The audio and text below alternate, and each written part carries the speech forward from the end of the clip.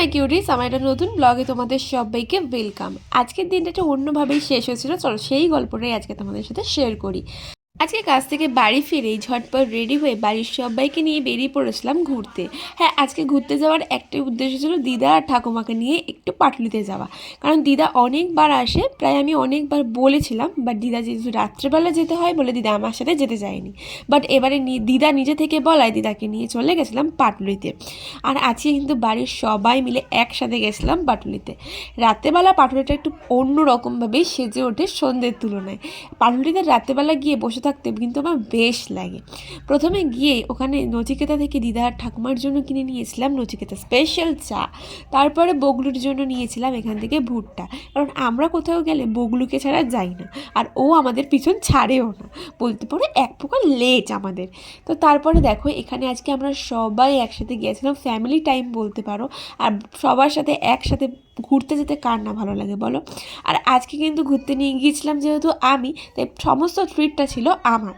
আর পরিবারের জন্য ছোটো ছোটো জিনিস করতে সবারই ভালো লাগে। আর আমি তো একটাই কথা বলবো, তুমি যদি লাইফে কারোর জন্য 10 টাকাও খরচা করে থাকো, তুমি তার ফিডব্যাকটা পাবে একদিন না একদিন।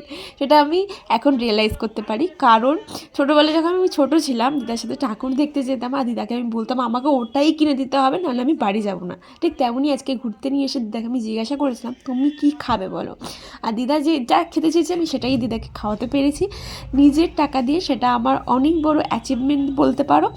আর সব কিছু শেষে আমি একটাই বলবো, আজকে আমি যা কিছু হতে পেরেছি, যেটুখানি করতে পারছি সব কিছু আমার ঈশ্বরের আশীর্বাদে। তো thank you so much lord. জীবনে অনেক বড় হতে হবে এবং জীবনে অনেক কিছু করা বাকি এখনও। তোমরা শুধু আশীর্বাদ করে যাও যাতে আমি জীবনে অনেক বড় হতে পারি, আর সব সময় যেন আমি ফ্যামিলির পাশে থাকতে পারি। আর আমার জীবনের একটা অন্যতম স্বপ্ন বলতে পারো যে আমি চাই যাতে আমি এতটাই বড় হতে পারি, আমার বাবা আমার যেটাতেই হাত রাখবি সেটাই কিনে দিতে পারি আমার বাবা মাকে। তো চলো আজকে এইভাবেই কিন্তু দিনটা সুন্দরভাবে কাটিয়েছিলাম। আর হ্যাঁ, তোমরা হয়তো অনেকেই ভাবছো এতগুলো মানুষ কীভাবে গেছিলো। এই দেখো আমার বাবার ল্যাম্বরগিনি দেখতে পেয়েছে তো। তো চলো এখন বাড়ির দিকে যাচ্ছি।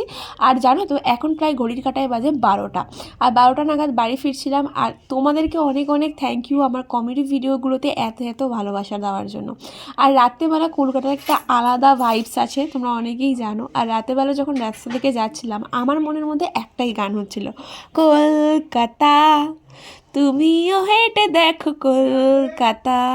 তো চলো গাইস, আজকের মতো টাটা, দেখা হচ্ছে তোমার সাথে নতুন কোনো ব্লগে। তো ততক্ষণের জন্য সবাইকে বাই বাই।